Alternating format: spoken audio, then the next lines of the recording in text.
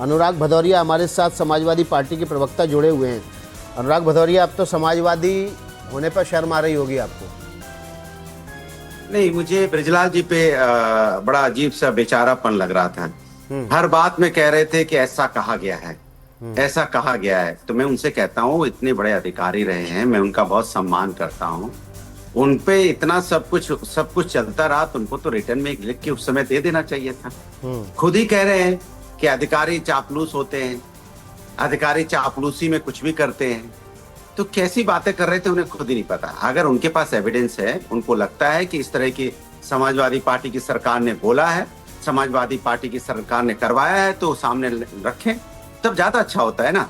माने आप जब तक नौकरी की, एक अजीब सी आदत हो गई है विकास जी, अधिकारी जब तक नौकरी करते हैं तब तक तो एकदम जैसी नौकरी से हटते हैं, उसके बाद अपने सुविधा अनुसार दूसरी सरकार पे, जो उनके मतलब की सरकार नहीं होती है, वो कुछ बोलना शुरू कर देते हैं। ये ठीक नहीं। या तो आप सर्विस में जब रहते हैं तो अपने सर्विस का धर्म निभाइए।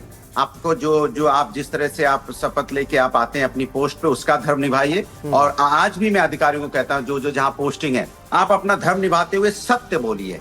आपको जो अच्छा लगता है कीजिए, जो नहीं अच्छा लगता है, जो आत्मा को नहीं गवारा करता मत कीजिए। फिर बाद में सरकार इसका तो एविडेंस है ना, जो उन्होंने कहा कि बाराबंकी से जो आतंकवादी पकड़े गए थे उनके मुकदमे वापस लेने की सिफारिश अखिलेश यादव ने मुख्यमंत्री रहते की, और उसमें 2 पाकिस्तानी आतंकवादी थे। ये तो रिटर्न में है, ये तो लिखित है।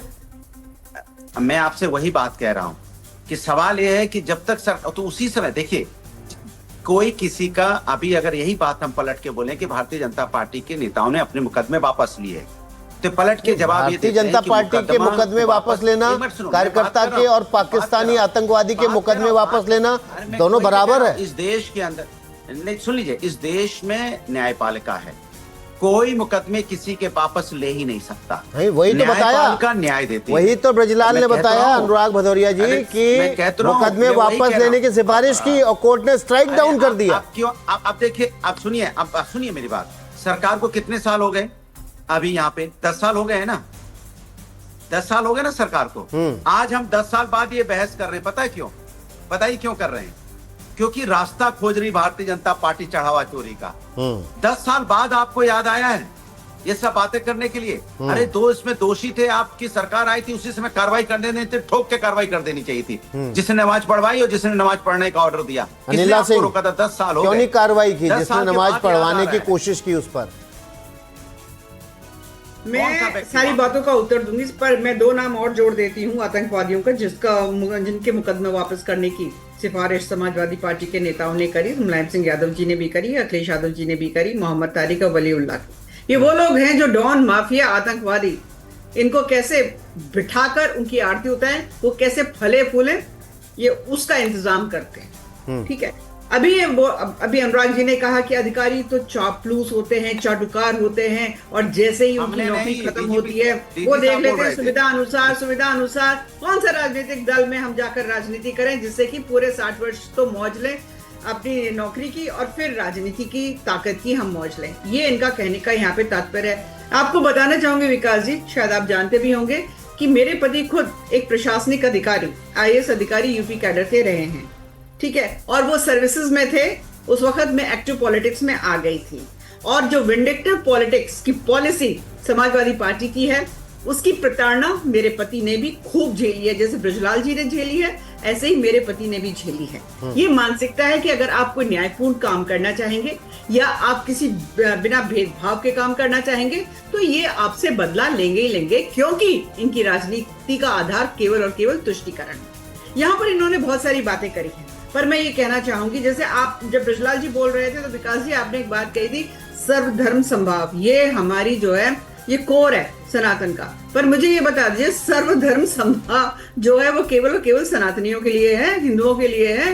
ये सब करते करते पता चला 1200 साल की हमने गुलामी जो है झेल दी। हमें ये सिखाया गया अहिंसा परमो धर्म, आगे बताया ही नहीं कि अहिंसा परमो धर्म, धर्म हिंसा तथैव च, यानी कि अहिंसा परम धर्म है, परंतु अगर अपने धर्म को बचाने के लिए हथियार उठाने पड़े तो उठा लो। क्यों सनातन को इतना कमजोर किया गया? पूछना चाहिए कि नहीं पूछना चाहिए? आज वो पाठ पढ़ा है भारतीय जनता पार्टी। सनातन कहाँ कमजोर है भाई? कैसी बातें कर रहे हैं? सनातन कमजोर नहीं है। नहीं, आप गलत बोलेंगे तो सनातन कमजोर नहीं है। सनातन सबसे श्रेष्ठ धर्म है। कमजोर मत बताइए। नहीं, मैं सनातन की बात करूंगा तो टोकूंगा आपको। सनातन सर्वश्रेष्ठ धर्म है, आप उसको कमजोर मत बताइए। कम से कम कुछ भी बोलिए, बोलते बोलते राजनीतिक फायदा के लिए सनातन को कमजोर मत बताइए और कुछ भी बोलिए। इन्होंने मदरसा एक्ट को मजबूत किया गया है, प्लेसेस ऑफ वर्शिप एक्ट ये लोग लेकर आ गए हैं, मंदिरों के ऊपर कब्जा करके बैठ गए ये लोग। इन लोगों ने माइनॉरिटी कमीशन से लेके अरे बात चढ़ावा चोरी की है ये लोग, वो लोग कौन लोग है? कार्रवाई कीजिए ना। अच्छा, किसने मंदिर पे कब्जा कर लिया? कार्रवाई कीजिए, 10 साल से आपकी सरकार है, कार्रवाई कीजिए, जेल में डालिए। किसने मंदिर पे कब्जा किया है? नाम बताइए, किसने कब्जा किया? जेल में डालिए उसको। बताइए किसने कब्जा कर लिया मंदिरों पे? जबरदस्ती कुछ बोले, जो अगर जो कब्जा कर रहा है उसको जेल में डालिए।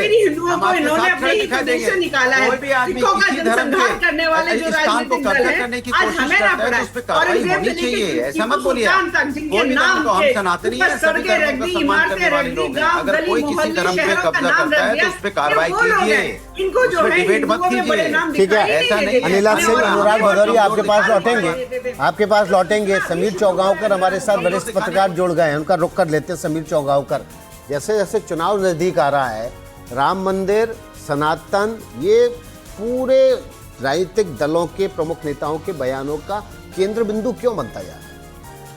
देखिए विकास भाई, मुझे लगता है कि जैसे जो चुनाव नज़दीक आएंगे, खास तौर से समाजवादी पार्टी का असली चेहरा सामने आएगा। और आज जिस तरीके से उत्तर प्रदेश के मुख्यमंत्री योगी आदित्यनाथ जी ने जो बयान का जिक्र करा है कि हनुमानगढ़ी में क्या हुआ था, उसके बाद आपके जब अभी ब्रजलाल से आपकी जितनी विस्तृत बातचीत हुई उसमें ब्रजलाल ने पूरा बताया कि किस तरीके से एक नमाज वहाँ पढ़वाने का कोशिश की गई थी। और फिर मुलायम सिंह यादव को मौलाना मुलायम ऐसा ही नहीं कहा गया ना।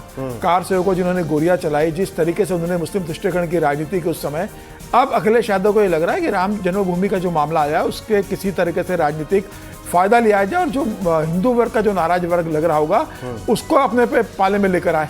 अब ये चुनावी मौसम के जो बनते हैं ना हिंदू, अखिलेश यादव वो है कि अब चुनाव का मौसम आ गया है, राम मंदिर का मामला नजर आ रहा है, तो इसमें राजनीतिक लाभ क्या ले जा सकता है, उसके लिए अखिलेश यादव उस तरीके से कर रहे हैं। पहले डिम्पल जी गई, अब अखिलेश यादव भी शंकराचार्य के पास होकर आए। लेकिन अखिलेश यादव जो अब इतने राम मंदिर की बात कर रहे हैं, समाजवादी पार्टी कर रही है, अखिलेश यादव को अगर लगता तो राम मंदिर तो हुआ था, कम से कम प्रभु राम के दर्शन कराते। राम के दर्शन नहीं करेंगे लेकिन राम के नाम पे राजनीति करके नाम के राम पे वोट जरूर चाहिए। और योगी आदित्यनाथ ने जिस तरीके से आक्रामकता के साथ पूरा इस बात का जवाब दिया है, लगातार वो जो बोल रहे हैं, और आज फिर योगी आदित्यनाथ जिस बात का जिक्र किया है, मुझे लग रहा है कि उत्तर प्रदेश की जनता बहुत समझदार है, इस बात को जानती है कि राम के नाम पर राजनीति कौन कर रहा है और राम भक्त कौन है। तो मुलायम सिंह और अखिलेश यादव के सामने अगर योगी आदित्यनाथ की बात की जाएगी तो जनता तो योगी के साथ ही जाएगी ना। राम भक्त वही है, राम के मंदिर की लड़ाई लड़ने वाली भारतीय जनता पार्टी, विश्व हिंदू परिषद है। जो हुआ SIT गठित हुई, जांच हो रही है, जेल हो गई है, बाकी जांच होती रहेगी। इस आधार पर सिर्फ इसमें अपने राजनीतिक स्वार्थ अखिलेश यादव देखेंगे तो मुझे लग रहा है अखिलेश यादव को 2017 के चुनाव परिणाम के लिए तैयार रहना चाहिए। बिल्कुल, चलिए देखिए, हमारे साथ स्वामी उमेश पुरी और मौलाना नदीमुद्दीन भी जुड़े हुए हैं। सबसे पहले मौलाना नदीमुद्दीन का रुख कर लेते हैं। मौलाना जी, जो बात योगी आदित्यनाथ कह रहे हैं ना कि किसी मस्जिद में, जामा मस्जिद में क्या हनुमान चालीसा का पाठ हो सकता है, करवा दीजिए ना एक बार। अनिला सिंह को बहुत आपत्ति है सर्वधर्म संभाव पर।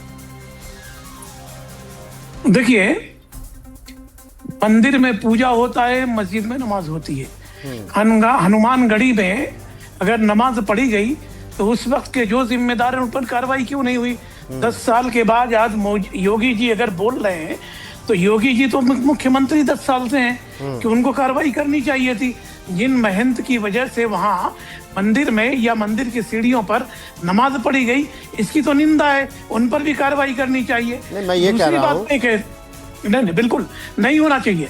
मैं तो कहता हूं कि मस्जिद में क्यों हनुमान चालीसा हो और मंदिर में क्यों नमाज हो। मंदिर का आदर मैं करूं, मस्जिद का आप आदर करिए। न मंदिर में नमाज पढ़ी जाए, न मस्जिद में हनुमान चालीसा हो। सर्वधर्म संभाव ये नहीं है। सर्वधर्म संभाव का मतलब, सेकुलरिज्म का मतलब है कि दूसरे के धर्मों का आदर करिए।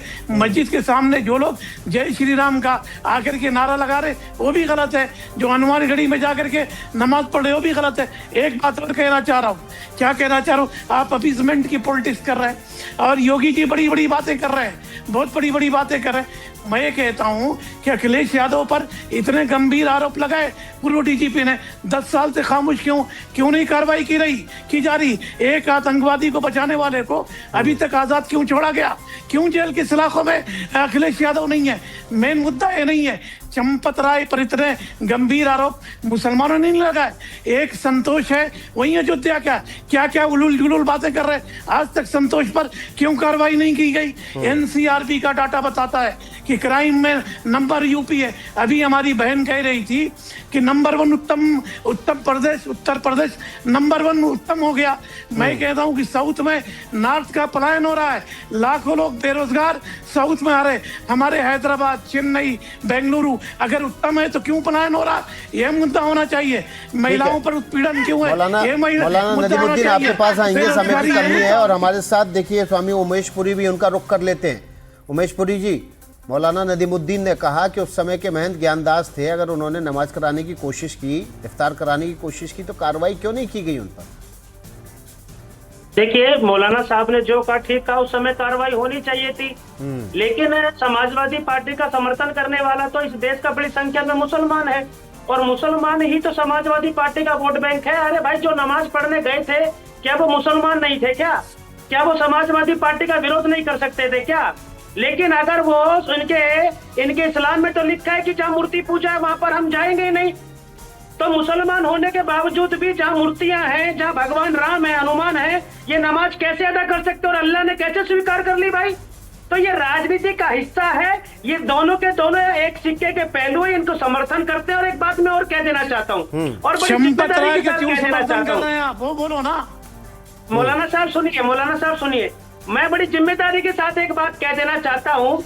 जहां तक सर्वधर्म की बात है, सर्वधर्म की बात क्या हिंदुओं पे इम्प्लीमेंट होती है क्या? मुसलमानों पे इम्प्लीमेंट नहीं होती। मुसलमानों की बात करते हैं तो इस्लाम और शरीयत आकर खड़ा हो जाता है, इस्लाम और शरीयत आड़े आ जाता है। तो ये जितनी पॉलिटिकल पार्टी, इनको नहीं दिखाई देता? हिंदुओं का मजाक बनाने का काम इन लोगों ने कर रखा है। अरे भैया, अयोध्या में हनुमानगढ़ी के अंदर कितनी कुटिल नीति का परिचय अखिलेश यादव ने दिया कि वहां पर नमाज कराने का काम किया। इससे बड़ा कुकृत्य हो सकता है जो आज दान चोरी की बात? बोलो मत, कार्रवाई करो, कार्रवाई करिए। कार्रवाई क्यों नहीं कर रही होगी जी? वोट बैंक की राजनीति है। इलेक्शन आया बोलने लगे। कुटिल नीति समाजवादी पार्टी जो कर रही है, आज मुसलमान यहाँ बैठकर उनके बारे में प्रवचन दे रहे हैं। अरे जाकर अखिलेश का कान पकड़ो। ठीक है, बहुत बहुत शुक्रिया स्वामी उमेश पुरी जी, मौलाना नदीमुद्दीन, अनुराग भदौरिया, अनिला सिंह, समीर चौगांवकर, सबका बहुत बहुत शुक्रिया। फिलहाल इस बुलेटिन में इतना ही। लेकिन देखिए, एनडीटीवी हमेशा से बाल विवाह और समाज की कुरीतियों के खिलाफ खड़ा रहा है। जेआरसी और एनडीटीवी की campaign child marriage free India के जरिए हम आपके लिए भारत के गाँव और देश के सबसे दूर दराज इलाकों से कहानियाँ लेकर आए हैं। आज हम बात करेंगे भारत के शहरों की। गांव में शादी की जाने वाली हर 2 लड़कियों के मुकाबले एक लड़की की शादी शहर में होती है। इसकी झलक लेटेस्ट